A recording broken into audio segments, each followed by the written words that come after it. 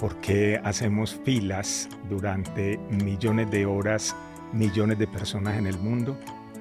¿Ha pensado en alguna ocasión por qué nuestra sociedad occidental contemporánea tiene la sensación constante de carencia de tiempo, de insolvencia de tiempo, de pobreza? ¿Se ha preguntado por qué a veces tenemos la sensación de que el tiempo de algunas personas vale menos que el de otras? Deberíamos cuestionarnos si el tiempo entre los géneros está distribuido de manera más o menos igualitaria.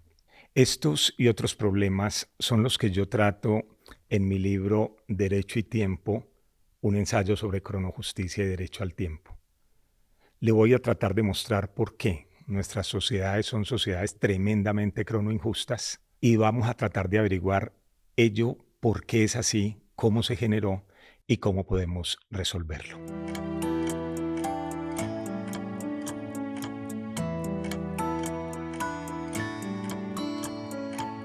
Existe una política del tiempo en nuestras sociedades que a menudo no percibimos, que a menudo no captamos. Esa política del tiempo configura nuestro orden social, determina cómo están organizadas nuestras sociedades y le da ritmo cotidiano a nuestras vidas.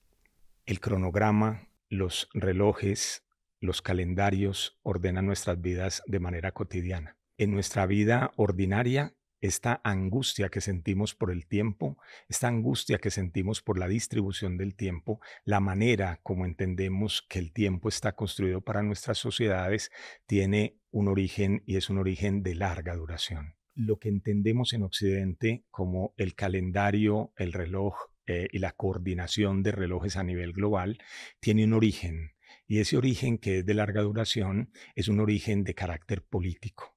El tiempo social no es un tiempo espontáneo, el tiempo social no es un tiempo natural, tampoco es un tiempo convenido democráticamente por todos, es un tiempo jerarquizado e impuesto y, diríamos los abogados, juridificado. Por tanto, debemos entender cuál es el origen de nuestro tiempo para entender el origen de esta cronoinjusticia que trataré de mostrarles. Mi nombre es Mario Montoya, yo soy abogado, soy doctor en Derecho Público y desarrollé una investigación sobre la política del tiempo y su juridificación, y me parece sumamente importante que en las sociedades contemporáneas debatamos acerca de los problemas del gobierno de nuestras vidas cotidianas a partir de la intensidad del control de cada uno de nuestros ritmos cotidianos por medio del tiempo.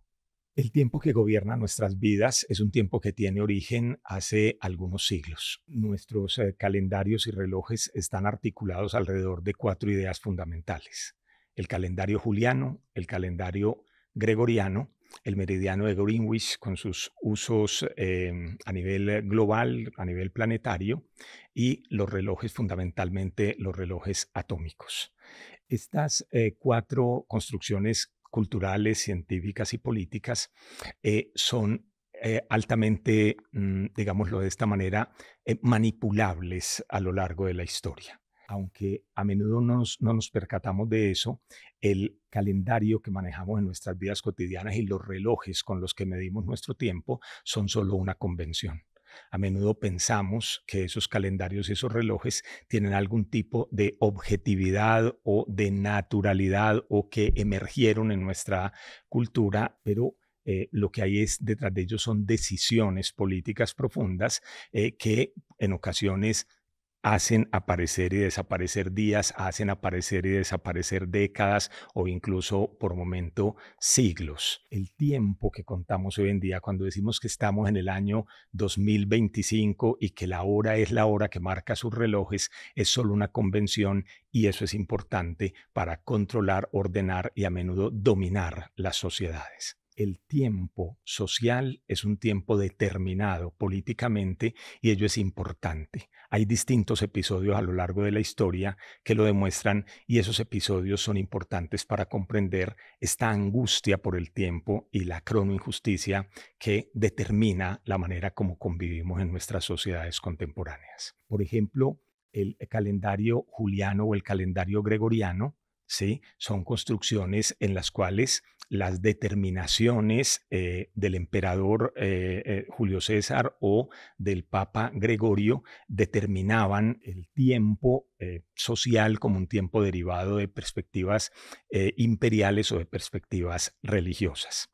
Cuando los revolucionarios franceses ascienden al poder político, entienden que el tiempo es un asunto político y toman la determinación de borrar los tiempos monárquicos, borrar los tiempos eclesiásticos y establecer un nuevo tiempo que ellos llamaron tiempo de la libertad e iniciaron un nuevo conteo, un conteo que establecía un año 1, un año 2, un año 3, que llegó hasta el año octavo que desapareció con la llegada de Napoleón al imperio francés y que reinstauró el tiempo anterior al tiempo de los revolucionarios. Con esto solamente estoy poniendo un ejemplo que vivimos incluso en nuestras vidas cotidianas contemporáneas, estatales, personales, globales, y es el tiempo es una determinación absolutamente política.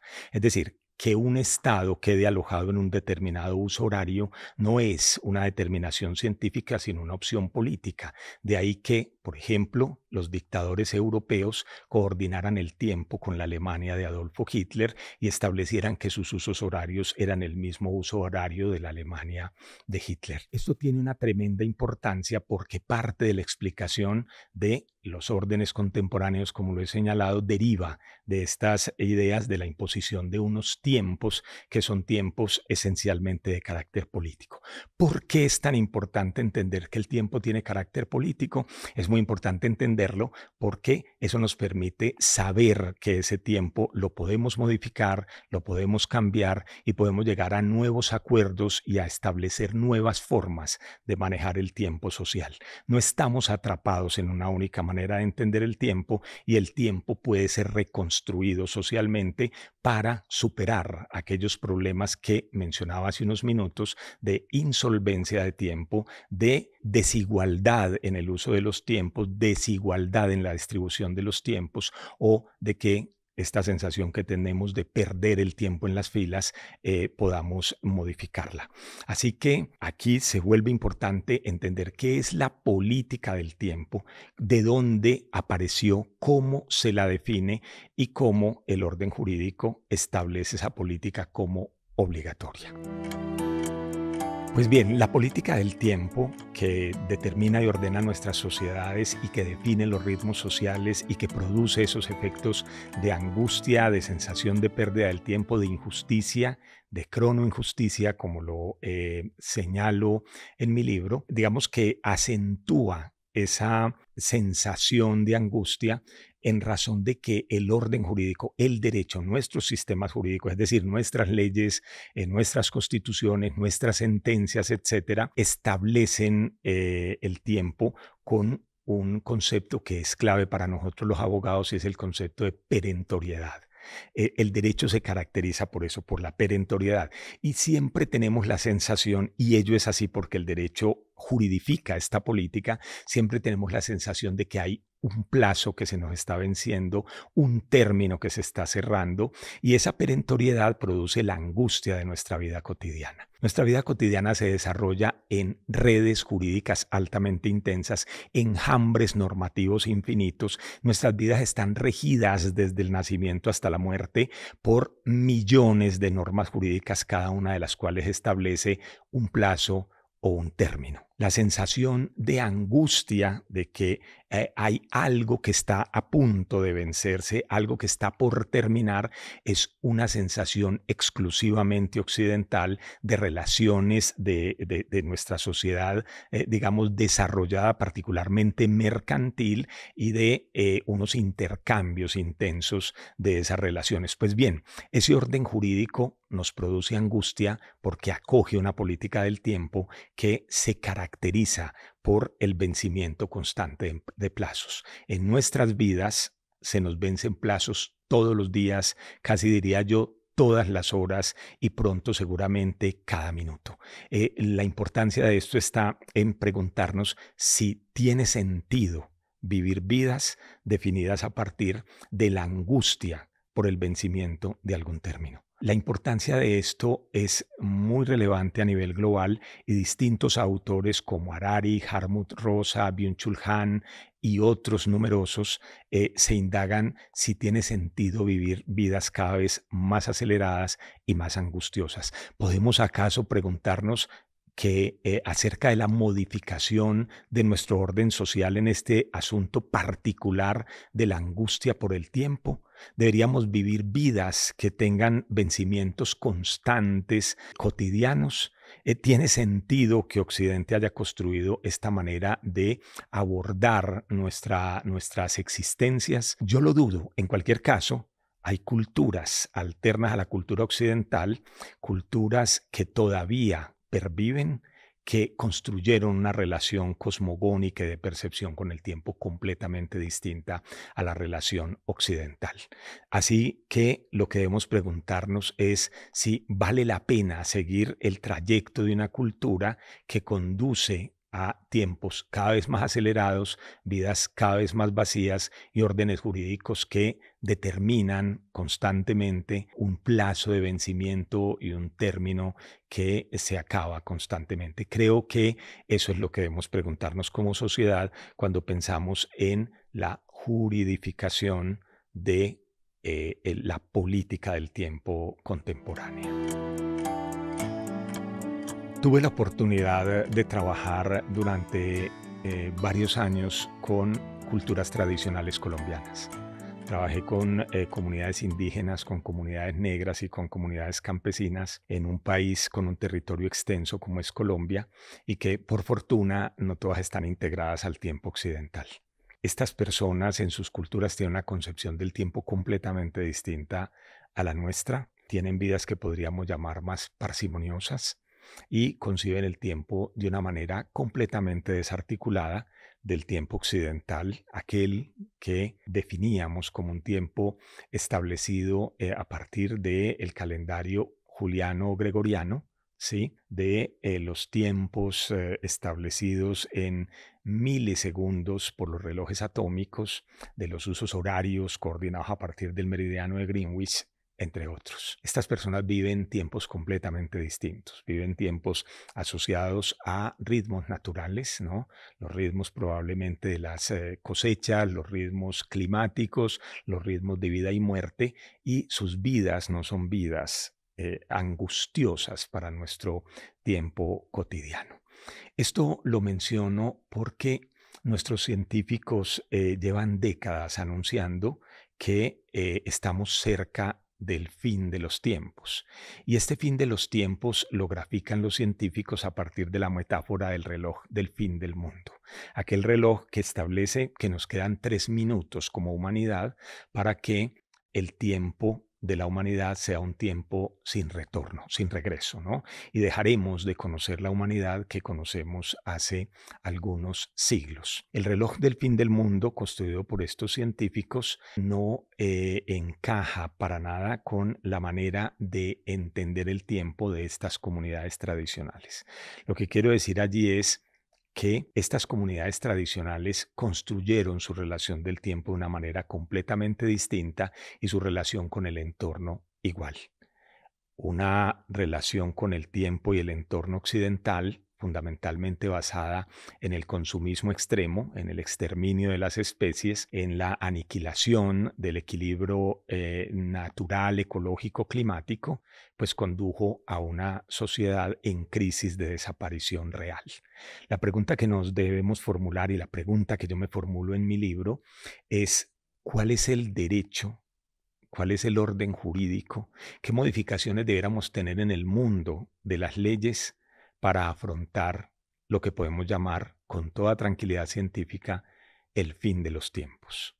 El orden jurídico ha sido entendido y construido sobre una idea muy importante en la teoría del Estado y en la teoría jurídica, que es la idea de la perpetuidad del derecho. Esa idea de la perpetuidad del derecho encaja con el supuesto, con la hipótesis de la perpetuidad de nuestras sociedades, la perpetuidad de nuestros recursos naturales, la perpetuidad de nuestro mundo. Eso cambió.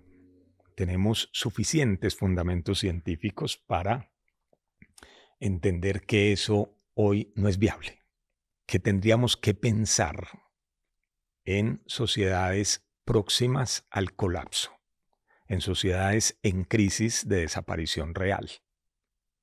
Y por tanto, la pregunta que nos debemos formular ahora es, ¿tenemos tiempo?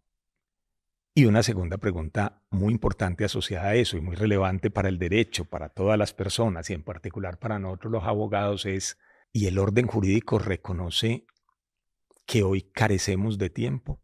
Que la perpetuidad ya no es el marco temporal de la construcción de nuestro imaginario de futuro, que muy probablemente nos quedan como mucho décadas para ese colapso, digamos, como especie, como humanidad. Si el orden jurídico no reconoce que estamos en un tiempo del colapso, del fin, de un tiempo del fin de los tiempos, ¿sí? Ese orden jurídico quizás no sea o no contenga dentro de sí las respuestas para este final de los tiempos.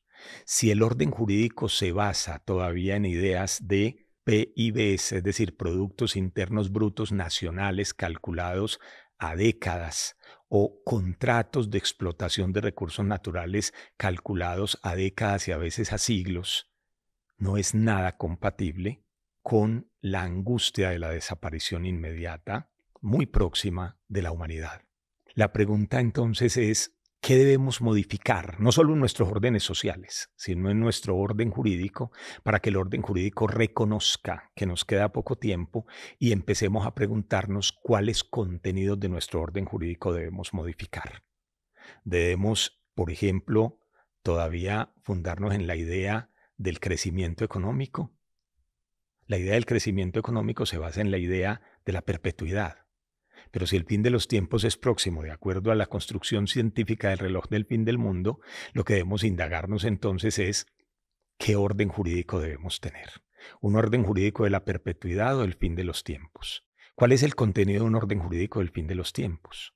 ¿Cuáles son los valores sociales? ¿Cuáles son los derechos que debemos preservar? ¿Qué debemos hacer a un lado en una sociedad, por ejemplo, liberal y mercantil? ¿Acumular riqueza? ¿Proteger recursos? ¿Las vidas de quiénes habrá que proteger? ¿Cuáles instituciones estatales y sociales serían las que orientarían el final de los tiempos? ¿Cuál es el contenido de un orden jurídico del final de la humanidad? ¿Podemos superarlo? ¿El orden jurídico puede asociarse a la búsqueda de alternativas para que este fin de los tiempos pueda ser revertido? Yo tengo muchas dudas a propósito de eso, porque por lo menos los líderes sociales, los líderes políticos contemporáneos globales, trabajan sobre la idea de una perpetuidad que hoy no existe. Trabajan sobre la idea de un consumo radical y extremo, globalizado, y un crecimiento económico que hace inviable la permanencia de la humanidad en las condiciones más o menos razonables. No tenemos un derecho para el fin de los tiempos, sino un derecho que produjo la crisis que condujo al fin de los tiempos. En un mundo cada vez más orientado o desorientado por la aceleración, un mundo cada vez más veloz y más rápido, un mundo que verá incrementar de manera geométrica estos procesos de aceleración con las nuevas tecnologías y particularmente con la inteligencia artificial, un mundo de la angustia de las carreras, un mundo paradójicamente al mismo tiempo sin tiempo.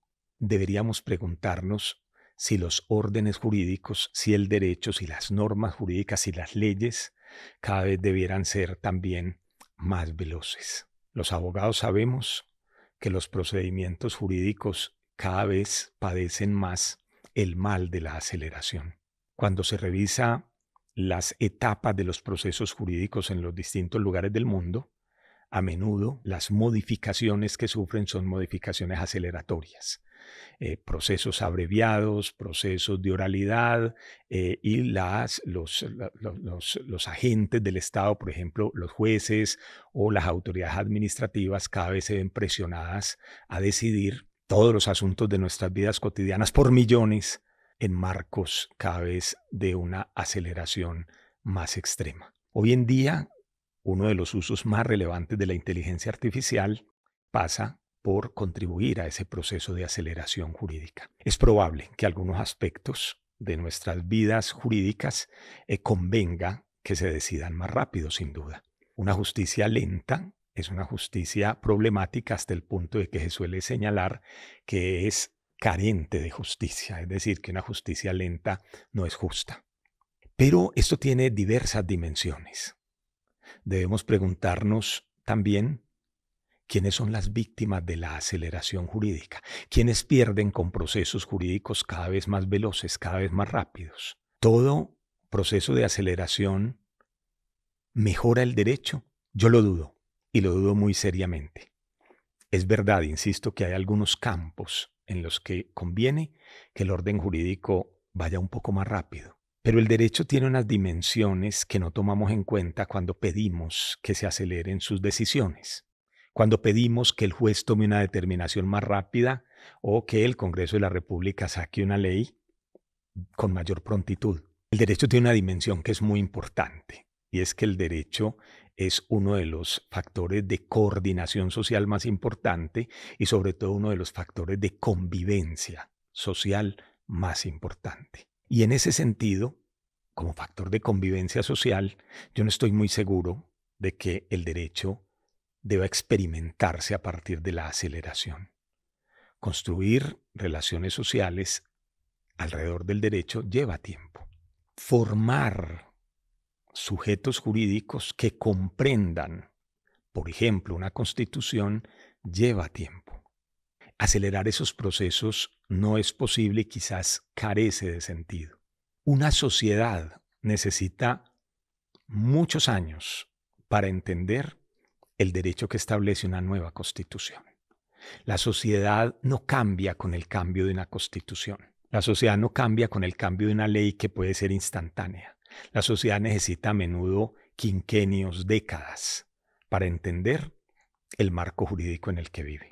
Acelerar los procesos jurídicos genera vértigo social, genera incomprensión del marco normativo. Yo incluso me atrevería a decir que en muchos lugares del mundo, y particularmente en Colombia, las sociedades nunca entendieron sus constituciones porque no tuvieron tiempo para entenderlas. En Colombia, el caso que me resulta más cercano, más próximo, es muy claro que la Constitución, pasados 34 años, todavía es una Constitución joven y sin embargo nuestra sociedad no tuvo nunca tiempo para entenderla. Nuestra sociedad no tiene conexión con la Constitución porque la Constitución además sufrió el vértigo de las modificaciones jurídicas. 34 años de Constitución, más de 60 reformas. Una Constitución que nunca tuvo tiempo de asentarse, una Constitución que la gente no tuvo tiempo de leer, que la gente no tuvo tiempo de comprender a fondo y no tuvo tiempo, digámoslo de esta manera, de experimentarla, de experienciarla, de convertirla en una experiencia cotidiana. Cambiar una constitución que la gente no entendió es muy fácil. Modificarla por una constitución autoritaria, por ejemplo, es mucho más fácil porque los procesos de aceleración jurídica a menudo conducen a que las personas no comprendan el derecho dentro del cual viven. Casi ninguna sociedad entiende su orden jurídico con una claridad más o menos aceptable. Mi preocupación con la velocidad alrededor del derecho es que las personas dejen de experimentar la relación jurídica como una relación persona a persona y terminen entendiendo que el derecho no es un asunto que regule las vidas entre seres humanos, sino entre máquinas o entre esa figura que genera tanta perplejidad hoy de la inteligencia artificial. La relación del derecho hasta el día de hoy, hasta este momento, hasta estos instantes, es una relación entre humanos. Yo no sé si el tiempo de las máquinas y el tiempo de la inteligencia artificial haga desaparecer una construcción milenaria como el derecho y haga perder los principios, fines y valores que por lo menos el derecho y particularmente el derecho occidental entraña y transmite y coordina en este orden social. Me preocupa mucho el tiempo de la aceleración y el tiempo de la aceleración jurídica. Nuestras sociedades son sociedades tremendamente cronoinjustas. Esto significa que la política acerca del tiempo que orienta nuestras sociedades contemporáneas, fundamentalmente occidentales, genera graves injusticias, genera graves asimetrías en materia de tiempo. A veces pensamos que el tiempo es algo objetivo y natural, y puede que así lo sea para el mundo de la física, para el mundo de la astronomía, la teoría de la relatividad, etcétera. Pero visto desde la teoría social, desde la teoría jurídica, el tiempo es un recurso que distribuimos de manera profundamente injusta por determinaciones políticas que a veces no percibimos claramente. Hay muchos ejemplos de cronoinjusticia en nuestras sociedades. Hay cronoinjusticias muy relevantes entre géneros, masculino y femenino. Hay cronoinjusticias laborales inmensas. Hay cronoinjusticias en la manera como definimos nuestros ritmos de la vida cotidiana en una sociedad. Hay cronoinjusticias relacionadas con el futuro de la humanidad y particularmente las generaciones futuras. Hay cronoinjusticias en lo que yo llamo los tiempos de espera. Voy a poner algunos ejemplos de esas cronoinjusticias que me llevarán a proponer la necesidad de ocuparnos de la modificación de nuestros órdenes sociales a partir de esas injusticias cronológicas que determinan que nuestras vidas sean unas vidas muy poco placenteras y unas vidas que solo percibimos esas angustias de las que he hablado en otros momentos como unas angustias casi individuales, casi naturales, dadas, pero que se fundamentan en nuestros órdenes sociales que son claramente modificables. Dado que la mayoría de nosotros vive en sociedades mercantiles y culturalmente estructuradas a partir de lo que se suele llamar la flecha del tiempo, es decir, la concepción del tiempo lineal, y dado que son sociedades fundamentadas en el crecimiento económico y en el consumismo, algunos de estos aspectos cruzados también por temas como el machismo o nuestros órdenes sociales asimétricos económicamente o asimétricos en términos de poder o asimétricos en términos del color de piel, etcétera, pues algunos de estos tienen efectos en estos tratamientos desiguales en términos de tiempo. En los tiempos de espera hay una tremenda cronoinjusticia. No hay ninguna razón que justifique que millones de personas en el mundo, usted y yo, sin ninguna duda, yo todo el tiempo, pasemos nuestras vidas haciendo filas de todo tipo, haciendo colas, filas que hacemos ante instituciones públicas, estatales, o filas que hacemos ante empresas del sector privado. Seguramente muchos de ustedes han pasado horas tratando de comunicarse con su empresa de celulares o su empresa de salud o tantas otras públicas o privadas. Millones de personas haciendo filas digitales o haciendo filas materiales. ¿Por qué? ¿De dónde apareció este orden social? ¿Cómo es posible que en el mundo millones de personas en este instante hagan filas? ¿Cómo es posible que esos tiempos se pierdan para esas personas y esas personas asuman que eso hace de alguna manera parte natural del orden social y que eso es de alguna manera inmodificable? La molestia constante, diaria que vivimos con eso, no tiene ninguna justificación. Lo que yo he captado a menudo en el mundo entero es que no hay justificación para que perdamos nuestro tiempo en filas. Aunque hay situaciones excepcionales que no se explican de esta manera, yo casi que he llegado a establecer que los tiempos de espera, los tiempos que perdemos en las filas, los perdemos para que otros no pierdan dinero.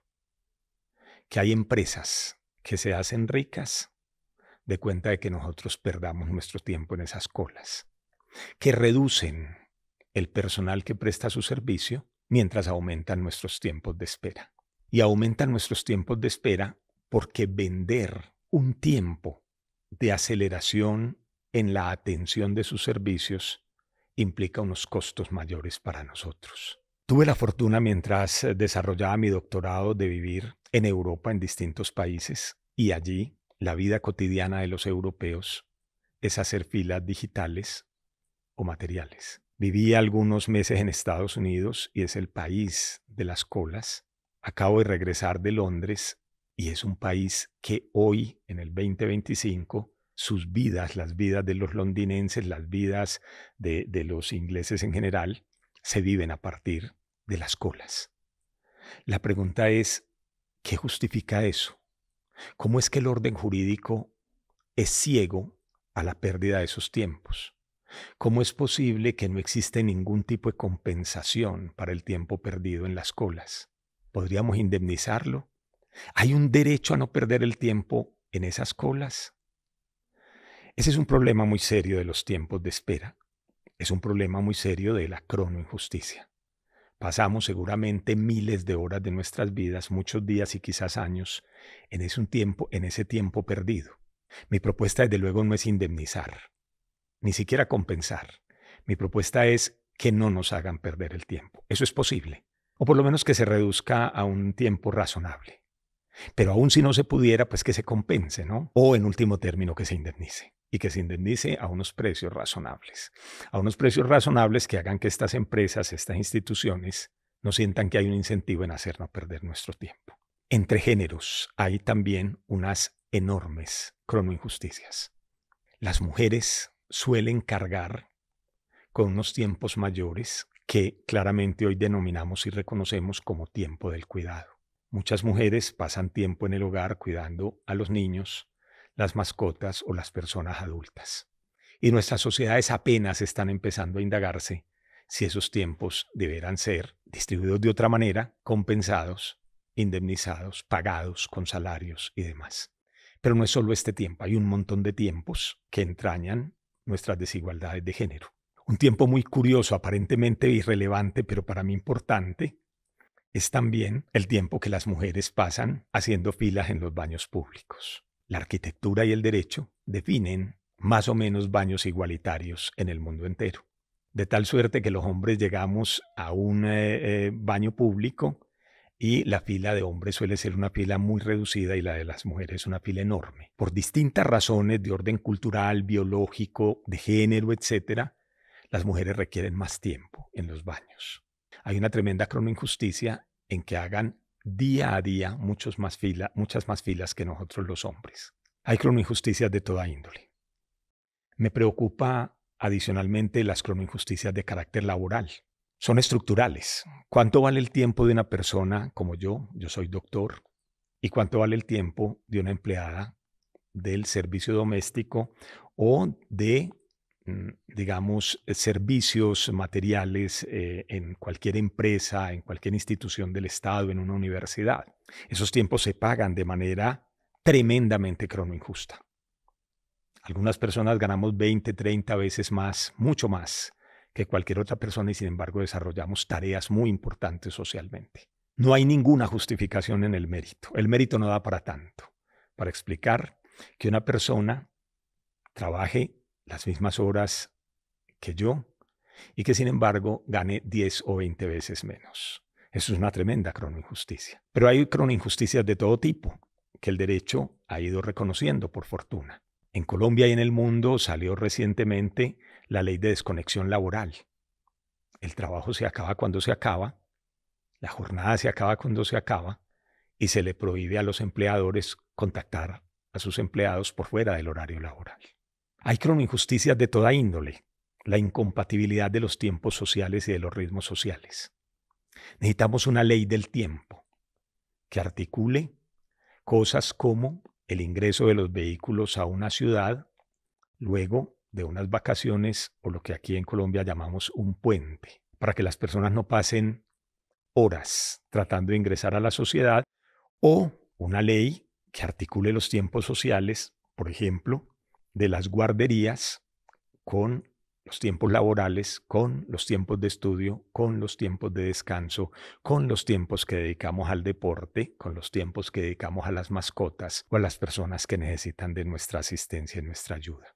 Necesitamos una perspectiva sobre la cronojusticia muy distinta, basada en una teoría de la justicia que reconozca los tiempos de la solidaridad, los tiempos asimétricos y que resolvamos los problemas derivados de una concepción del tiempo tan injusta como imperceptible. Debemos cambiar nuestras sociedades y por ello mi propuesta en este libro, Derecho y Tiempo, un ensayo sobre crono, justicia y derecho al tiempo, es que en primer lugar reconozcamos que el tiempo es un bien jurídico que está muy mal distribuido. En segundo lugar, que reconozcamos que nuestras sociedades son tremendamente cronoinjustas. Y en tercer lugar, que el orden jurídico reconozca que tenemos derecho al tiempo y que ese derecho al tiempo abarca aspectos muy diversos de nuestras sociedades que apenas debiéramos empezar a pensar. Los invito entonces, las invito a pensar en el problema de la cronojusticia. Los invito y las invito a darle una mirada a este libro, resultado de una investigación en la Universidad de AFIT, aquí en Medellín, Colombia, y a que establezcamos un diálogo abierto, público y privado acerca de la cronoinjusticia, porque creo que como sociedades podemos vivir mucho mejor. Muchas gracias.